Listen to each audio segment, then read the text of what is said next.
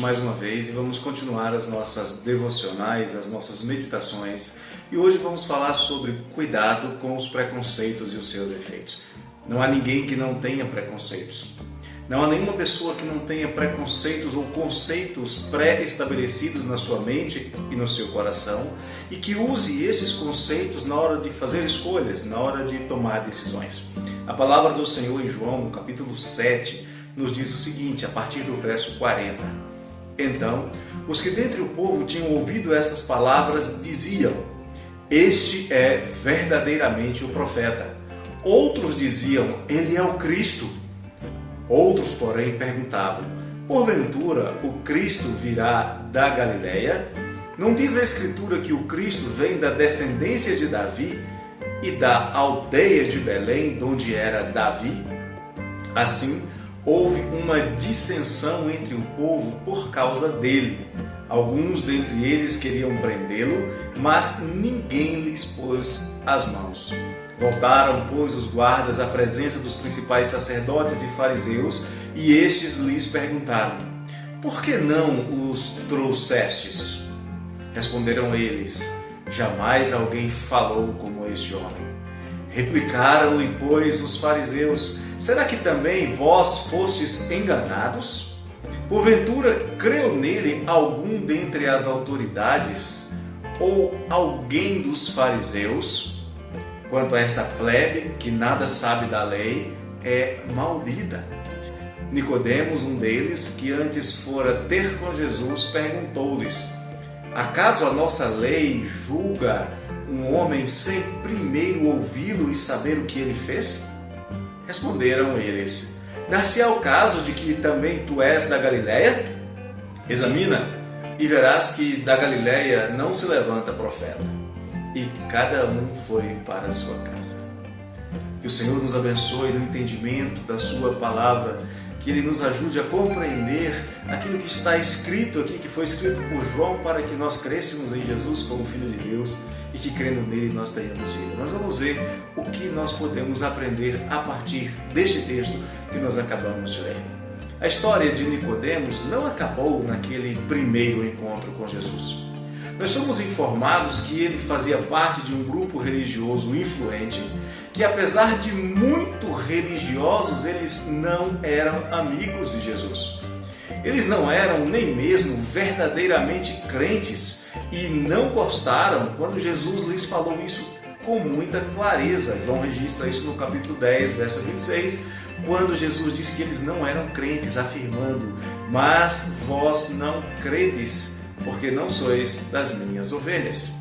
Quando Jesus contou uma pequena história sobre lavradores maus, para que as pessoas entendessem uma verdade sobre o reino de Deus, eles se indignaram, porque compreenderam que eles não eram considerados dignos da confiança de Deus, eram considerados traidores da confiança de Deus, e por isso resolveram matar Jesus.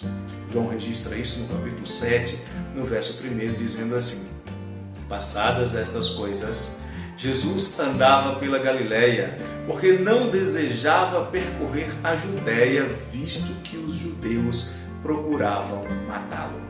Jesus conhece as inclinações do coração dos homens, conhece as inclinações do meu e do seu coração, e Jesus denunciou publicamente as suas intenções malignas no capítulo 7, no verso 19 do Evangelho de João, dizendo: Não vos deu Moisés a lei? Eles se diziam filhos de Moisés e obedientes à lei?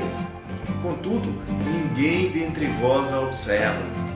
Por que procurais matar-me? Nicodemos participou de pelo menos uma destas reuniões. Planejavam a morte de Jesus, ou que intentavam pelo menos a morte de Jesus. E parece que os seus colegas, sempre muito bem informados, sabiam do seu encontro anterior com Jesus Cristo. É provável que os seus amigos, que os seus familiares saibam que você está aqui agora. É provável que eles saibam que você está aqui junto com os crentes, ouvindo músicas de crentes, cantando músicas de crentes, falando coisas de crentes, ouvindo uma pregação baseada na palavra de Deus que orienta os crentes. E talvez os seus amigos, talvez os seus familiares, talvez até os seus líderes religiosos não gostem disso. E talvez zombem de você no próximo encontro, na próxima reunião. na próxima festa. Talvez você esteja como Nicodemos e talvez você ainda não tenha se decidido sobre o que fazer da sua vida religiosa, mesmo depois de Jesus lhe dizer que você só precisa nascer de novo. Que se você não nascer de novo, você não vai entrar no reino de Deus, você não vai conhecer, não vai experimentar, não vai ver o reino de Deus. Você precisa tomar uma decisão. Você precisa resolver se quer ou não ser um discípulo de Jesus. E esta é uma coisa muito séria. Esta é a decisão mais importante que você pode tomar em toda a sua vida e que tem consequências por toda a eternidade. É por isso que você precisa ser cuidadoso, porque assim como Nicodemos, você, em algum momento, vai estar no meio de pessoas que, mesmo religiosas, não são amigas de Jesus. Os judeus não acreditavam que um profeta pudesse vir da Galileia, assim como muitos só acreditam num Jesus pregado ainda numa cruz, enclausurado na religiosidade, mas que não creem no Jesus das Escrituras. Os judeus não acreditavam que de uma região esquecida, abandonada, pudesse vir um profeta e muito menos o Messias de Deus. E o primeiro problema que você vai ter que enfrentar se você decidir ser amigo de Jesus é que existem pessoas preconceituosas, profundamente preconceituosas ao seu redor. E você sabe que eu estou falando a verdade. Você sabe que o que eu estou dizendo é assim mesmo. Você sabe que assim como os judeus sabiam que Jesus estava falando a verdade, você sabe que eu também estou falando a verdade. Então você só tem duas opções, apenas duas. Ou você fica do lado da verdade, ou você fica contra Jesus. Os religiosos preferiram ficar contra Jesus por causa dos seus preconceitos. Em João capítulo 8, verso 40, o apóstolo nos diz: mas agora procurais matar-me, a mim que vos tenho falado a verdade que ouvi de Deus. Assim não procedeu Abraão. Acontece, queridos, que Jesus não se encaixava no que eles queriam que Jesus fosse. Eles até aceitariam Jesus como Messias se ele tivesse nascido em um palácio ou no templo, se ele tivesse vindo com toda a pompa de um descendente do rei Davi. Poderiam até segui-lo se ele tivesse um exército que marchasse derrotando os romanos, mas ele só tinha uma dúzia de seguidores e a maioria deles galileus publicanos, gente que era considerada a ralé da sociedade. Poderiam até andar com ele se ele se envolvesse mais com a nobreza e evitasse os pobres, os publicanos, os pecadores, as meretrizes. O Jesus que os evangelhos retratam não servia para eles. Por isso eles zombavam dos que seguiam a Jesus, dizendo que andar com Jesus, numa linguagem bem nossa, não tinha nada a ver.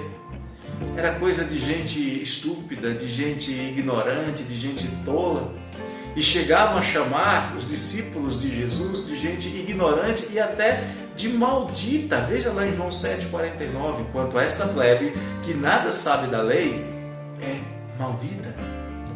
Talvez um amigo seu, ou um familiar seu, ou um líder da sua comunidade digam que é perda de tempo estudar a Bíblia, procurar conhecer a vontade de Deus e tentar viver de um jeito que não ofenda a Deus. Vai dizer que isso é perda de tempo, não precisa fazer isso. Não é surpreendente que quem deveria estimular você não veja que todos serão beneficiados se você melhorar na prática das coisas boas, de boas ações? Mas eles não enxergam isso.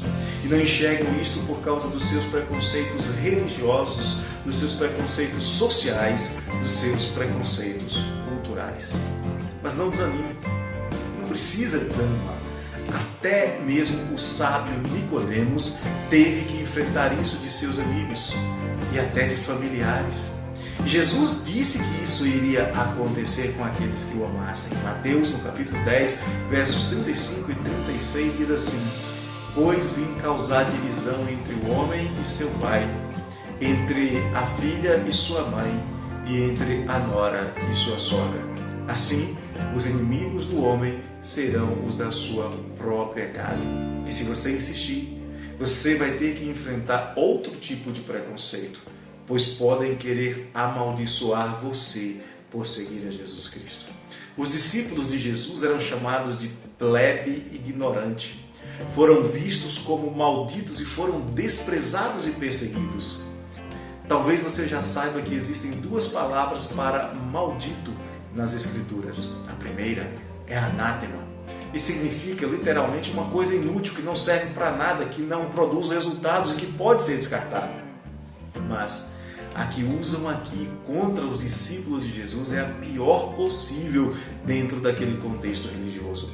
Eles chamam os crentes de pessoas execráveis, amaldiçoados, de pessoas merecedoras da vingança de Deus. A palavra é epikataratos. Não é curioso que aqueles que deveriam receber Jesus com alegria e o rejeitaram foram os que tentaram definir os seus próprios padrões religiosos. Diziam que a sua religião, do jeito deles, era a que era necessária e importante, era a que valia a pena. Eles tentaram definir como deveriam ser as pessoas que eram abençoadas ou amaldiçoadas por Deus, mesmo contra aquilo que o próprio Deus dizia. Lembra que Jesus fala sobre as bem-aventuranças? Os pobres de espírito, os pacificadores, os que choram, os que têm fome e sede de justiça. Eles tinham seus próprios padrões e não iriam se amoldar aos padrões de Jesus. A Bíblia diz que Jesus veio e aqueles que deveriam recebê-lo com alegria o rejeitaram, exatamente como na parábola que Jesus havia acabado de contar no capítulo 7 e que está de acordo com o que João diz no capítulo 1, verso 11, que Jesus veio para o que era seu e os seus não o receberam. Se você ao menos tentar argumentar, vão zombar de você como zombaram de Nicodemos. Vão jogar contra você os seus preconceitos, talvez até preconceitos que você tinha até há pouco tempo atrás, antes de encontrar-se com Jesus, como aconteceu com Nicodemos naquela reunião de religiosos inimigos de Jesus em João 7. Quando Nicodemos diz: acaso a nossa lei julga um homem sem primeiro ouvi-lo e saber o que ele fez? Responderam-lhe: dá-se ao caso de que também és tu da Galileia? Examinas e verás que da Galileia não se levanta profeta. Eles sabiam que Nicodemos não era galileu, mas eles já sabiam que Nicodemos tinha estado com Jesus, e esta ideia de és da Galileia significava que você tenha se tornado ignorante como um galileu. Talvez você tenha que enfrentar outro problema por causa da sua fé. Você pode ser abandonado pelos seus antigos companheiros, pelos seus antigos amigos. Quando Nicodemos esboçou chamar aqueles religiosos que planejavam a morte de Jesus a usarem a razão para que procedessem de acordo com a Bíblia, eles escarneceram de Nicodemos. E com isto a reunião acabou imediatamente, porque ninguém queria continuar naquele lugar onde a Bíblia seria lida corretamente e obedecida. Eles não queriam ouvir as razões de alguém que buscava na Bíblia a melhor maneira de agir. Eles já tinham seus próprios costumes e queriam continuar assim. Você quer saber o que você deve fazer? Estas coisas todas só tem só uma solução. Você precisa se lembrar que mesmo que todos zombem, mesmo que alguns te amaldiçoem e te abandonem, o Senhor Deus é contigo em todo tempo e por todo lugar por onde você for.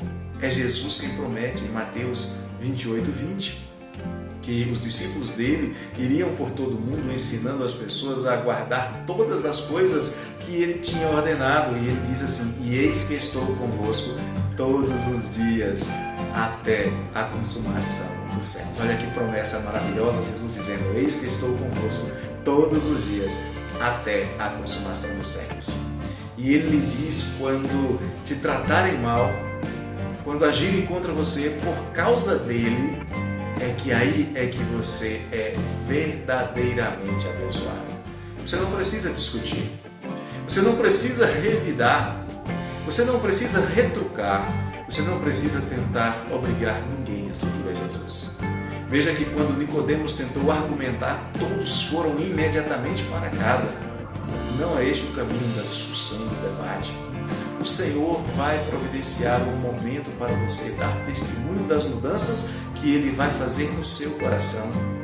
Continue aprendendo de Jesus até que você esteja completamente satisfeito da companhia dele. E quando isso acontecer, o seu testemunho será eficiente, impactante e transformador. Veja o que Jesus diz em Mateus 11:29. Quando você estiver caminhando, quando as pressões vierem, quando os preconceitos vierem sobre você, lembre-se dessas palavras. Tomai sobre vós o meu jugo e aprendei de mim, porque sou manso e humilde de coração, e achareis descanso para a vossa alma. Entrega a tua vida ao Senhor.